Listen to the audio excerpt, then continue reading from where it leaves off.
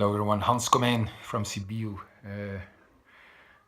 Couldn't find a place I loved yet in Bucharest, so I decided to pack a small backpack and travel with my bike around Romania. It's fantastic. Today what I would like to do is revisit with you the 3 stages of a seducer, the 3 phases in a life devoted to seduction. I've written and spoken about it before, but I revisited it because I have seen the importance of something like inclusivity. And so I'm gonna reframe the 3 stages using inclusivity. I'll get to it in the end. First, quickly, the 3 stages. They're separate from each other in the way, in the focus, in the intention of the seducer, and in the questions that he asks himself.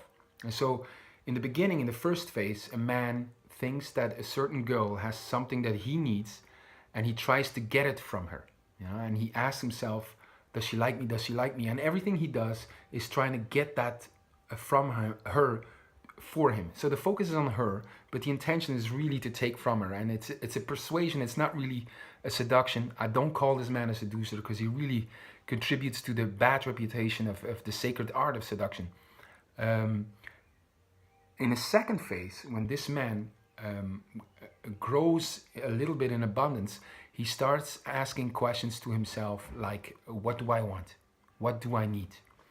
And it's kind of like a phase of self-development, of self-expression also. And when he applies some of that energy to seduction, he asks himself no longer, does she like me? Does she like me? But do I like her?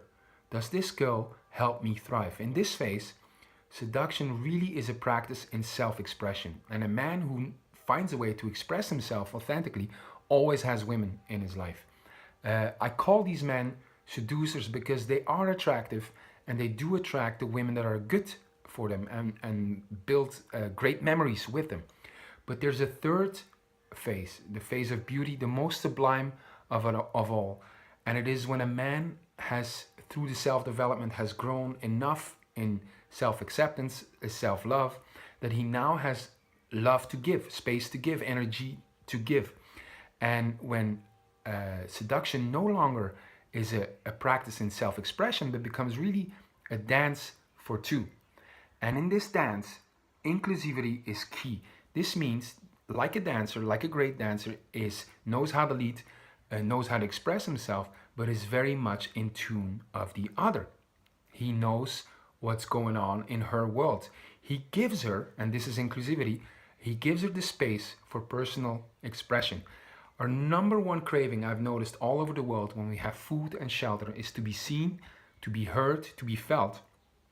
And a great seducer gives that through the other, through inclusivity. He gives the other the space for personal expression and gives them the feeling of being seen, being felt, being heard. And so it's the greatest good, and seduction really is a practice in love. So inclusivity is key here. You can ask yourself where you are most of the time as a seducer, if you have reached phase 3, because the questions in this phase are no longer does she like me, does she like me, do I like her, do I like her, but what can I do to contribute to her life? How can I make her shine? And so in this phase, it is the ultimate phase to me, because it really becomes, seduction really becomes a sublime co-creation between the artist and his audience, because he's inclusive of the other and gives that to the other. So ask yourself which phase you're in. If you have any comments, questions, you can put them below the video. Bye-bye.